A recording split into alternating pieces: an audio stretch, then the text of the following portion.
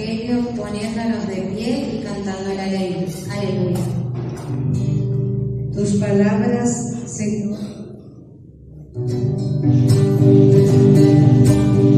Aleluya, aleluya, aleluya, aleluya, aleluya, aleluya, aleluya, aleluya, aleluya, aleluya, aleluya.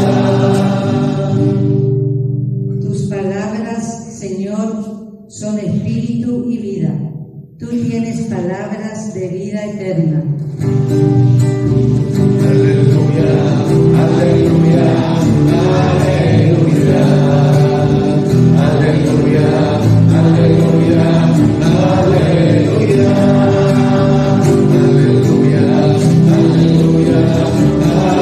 aleluya, aleluya, aleluya, aleluya.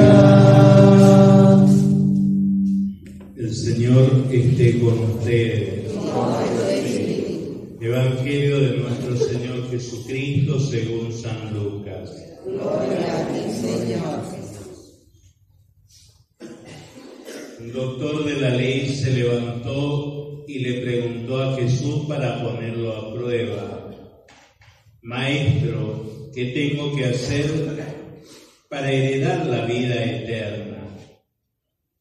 Jesús le preguntó a su vez: ¿qué está escrito en la ley?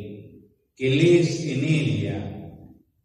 Él le respondió: amarás al Señor tu Dios con todo tu corazón, con toda tu alma, con toda tu fuerza y con todo tu espíritu, y a tu prójimo como a ti mismo.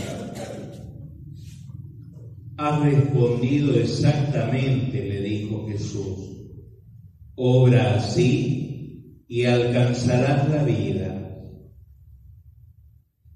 Pero el doctor de la ley, para justificar su intervención, le hizo esta pregunta: ¿y quién es mi prójimo?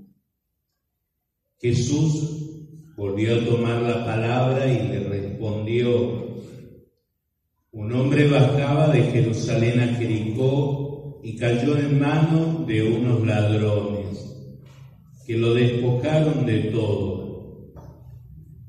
Lo hirieron y se fueron, dejándolo medio muerto. Casualmente bajaba por el mismo camino un sacerdote. Lo vio y siguió de largo. También pasó por allí un levita. Lo vio y siguió su camino.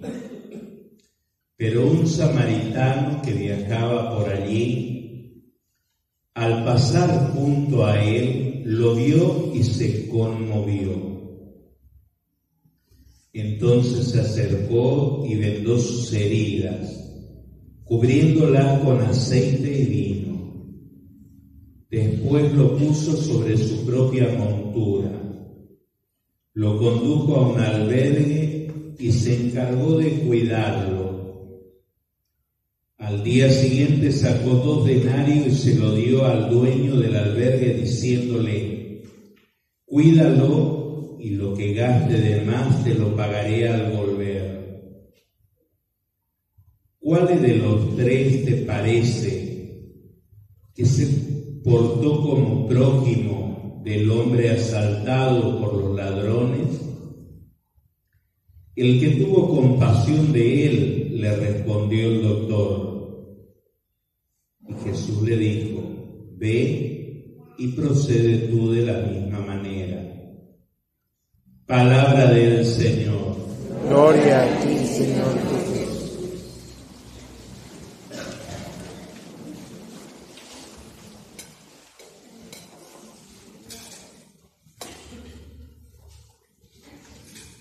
Decía el guión hoy que comenzamos a rezar este tríduo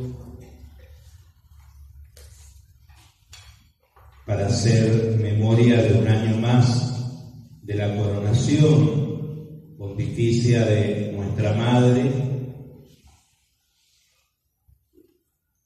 que meditábamos sobre el tema bautizado y enviado, en realidad el lema de la novena, y que atraviesa todo nuestro año pastoral y de las distintas comunidades de la diócesis,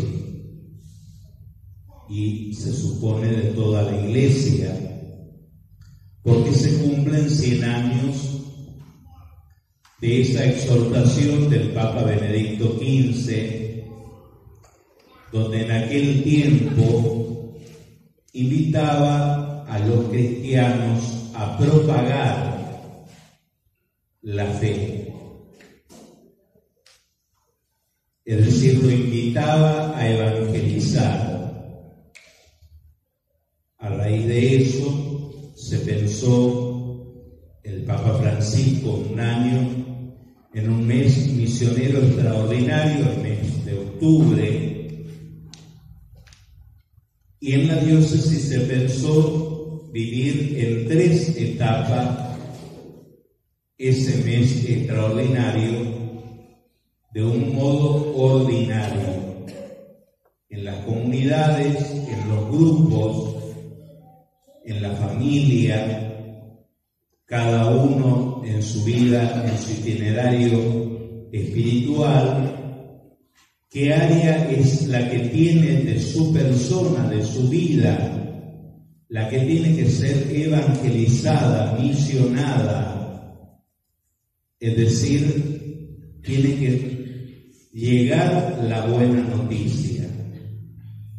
No es pensar tanto hacia afuera, a ver qué me voy y le digo al otro de Cristo, sino ahí en el grupo, en la familia, en mi persona, es decir, como mirando también hacia adentro, en la vida de uno mismo, a ver qué sector o qué periferia de mi existencia todavía necesita que llegue la buena noticia de Cristo. El segundo paso es compartir ya eso que se vivió de un modo personal o de grupo o de los movimientos, vivirlo a nivel de decanato, es decir, sabemos que nuestra diócesis está dividida en decanato, es decir, compartir lo que en cada parroquia se ha vivido, compartir en el decanato. Y eso vivido en el decanato, después vivirlo y celebrarlo en el mes de octubre a los pies de nuestra Madre, en la Basílica, en el encuentro del pueblo de Dios. Pero cuando uno dice bautizado, está llamando y enviados. Parece tan fácil. Primero uno tiene que tomar conciencia que al ser bautizado, uno ha sido incorporado en el cuerpo de Cristo. Es decir, con Cristo ha sido incorporado a la familia de Dios, al pueblo de Dios, un pueblo que peregrina por diversos lugares geográficos, culturales, pero que pertenece a ese único pueblo y que ha surgido por medio de ese sacramento que se llama bautismo. Y no solo es un mero rito, sino que ahí ha comenzado a iniciarse en la vida y en el misterio de Dios mismo, de un Dios que es comunión de personas, que no vive aisladamente, sino de un Dios que vive en comunidad de personas que es Padre, Hijo y Espíritu. Por ende, la identidad propia del bautizado y el estilo de vivir propio del bautizado no es la del cortarse solo, porque si su identidad es configurarse con el Maestro y haber sido sumergido en el misterio de una comunidad de personas y recuperar la semejanza con esas personas, esa semejanza, que es la santidad, se debe traducir en la comunión. Por ende, para vivir, para que la misión sea fructífera y para que cuando uno sea enviado también sea fructífero, uno tiene que aprender a volver sobre su condición e identidad de bautizado. Cristo no es alguien que al venir al mundo, cuando el Padre lo envía, se corta solo y hace la suya. Todo el tiempo en el Evangelio de Juan va a decir: las palabras que le pronuncio no son mías, son las que yo escuché, son las que yo aprendí. Es decir, son las que yo escuché y aprendí recostado en el pecho y en el corazón del Padre, es decir, vuelto y inclinado hacia el Padre, en esa relación mutua de amor con el Padre, que ese amor no es otra cosa que el don mismo del Espíritu Santo. Ahora el discípulo que ha sido bautizado, que ha sido sumergido en esa comunión de personas, cuando es enviado también tiene que aprender a escuchar al que lo envía, para no proclamarse a sí mismo, ni anunciarse a sí mismo, ni mostrarse a sí mismo. Y es otra vez de vuelta, Jesús es el mejor ejemplo en el Evangelio de Juan. Los signos que hago no son míos. Cuando le rechaza al pueblo, le va a decir: al menos crean. Si no creen en mi persona, crean en los signos que realizo. Porque esos signos no son una invención mía,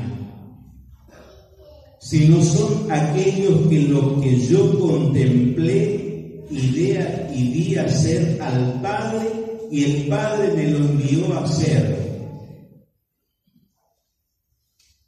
Es decir, Cristo no hace nada por sí mismo que el Padre no lo haya enviado a hacer. Por eso todo quien tiene una clara condición de ser bautizado sabe encontrar su lugar en el cuerpo de Cristo, del cual nos habla la segunda lectura de hoy, de Pablo. Y que también en la lectura de los Corintios va a decir: cada uno de nosotros somos miembros de ese cuerpo. Pero que solo y separado de ese cuerpo no sirve para nada.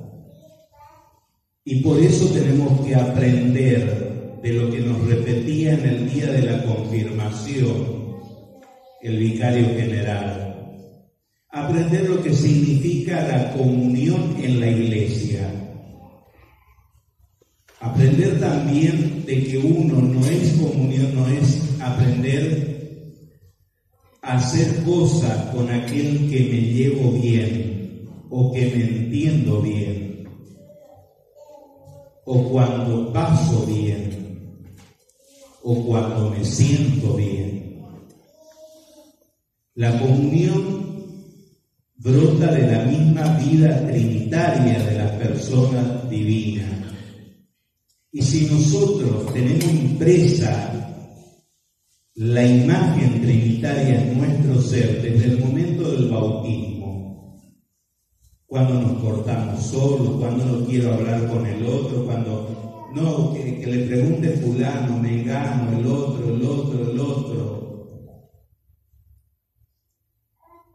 Le quitamos y le restamos fuerza al Evangelio.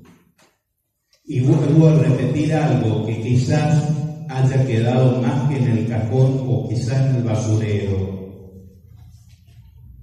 Una palabra que ya aparece en la Evangelii Gaudium, que es todo un programa de la evangelización de Francisco para la Iglesia, que no es otra cosa que poner Aparecida en el corazón del mundo.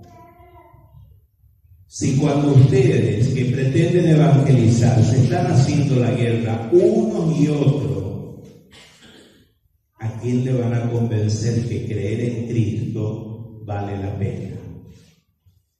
Si están restando fuerza. Porque no es que uno se va. Es decir, el enviado tiene que dar testimonio de su bautismo, de su identidad.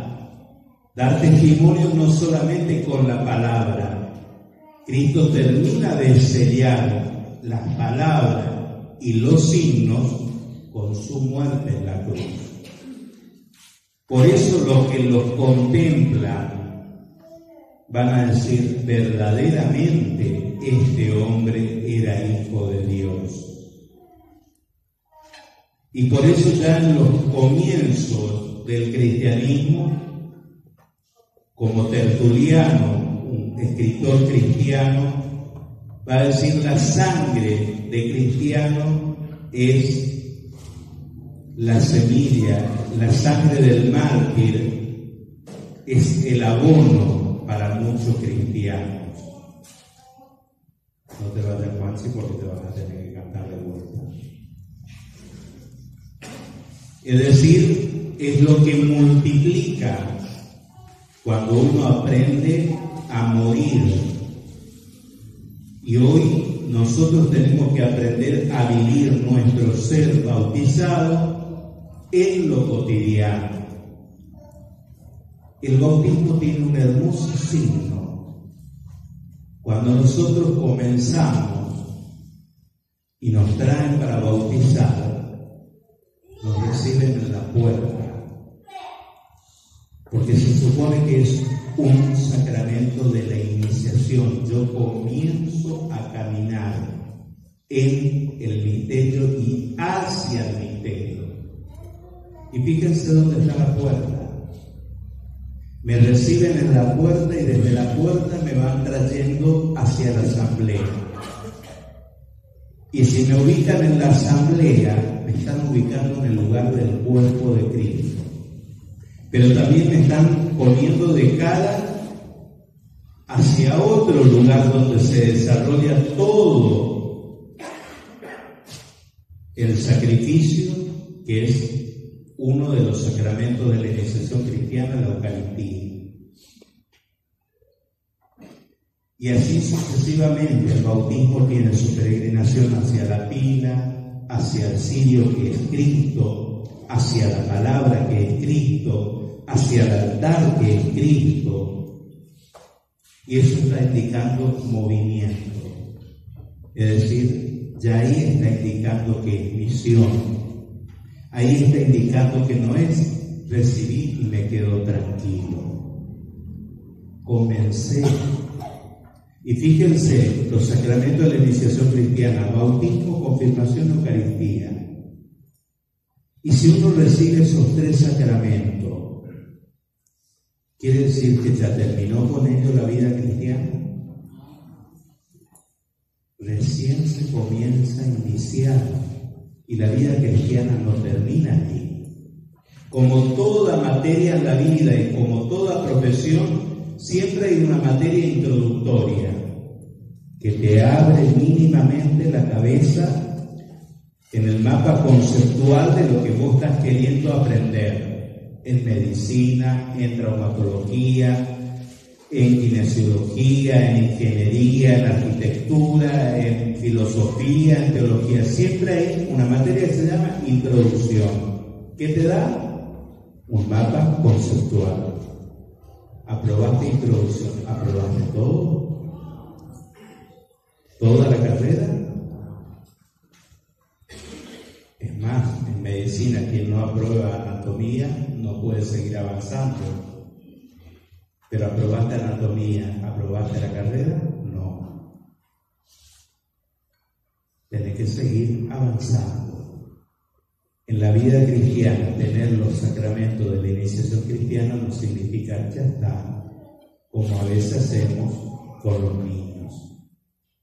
Hoy rezamos también por los catequistas, que en realidad es una ayuda y un auxilio, porque cuando ustedes traen a los niños, una de las preguntas a los padres y padrinos es: ¿se comprometen a educarlo en la fe?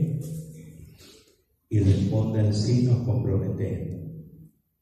Es decir, la obligación primera no es de la Iglesia educarla en la fe, son de los padres y de los padrinos.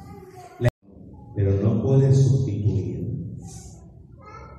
Como lo hace hoy, traen a los chicos y si se acuerdan, a las 12:30, 1 vienen y lo retiran.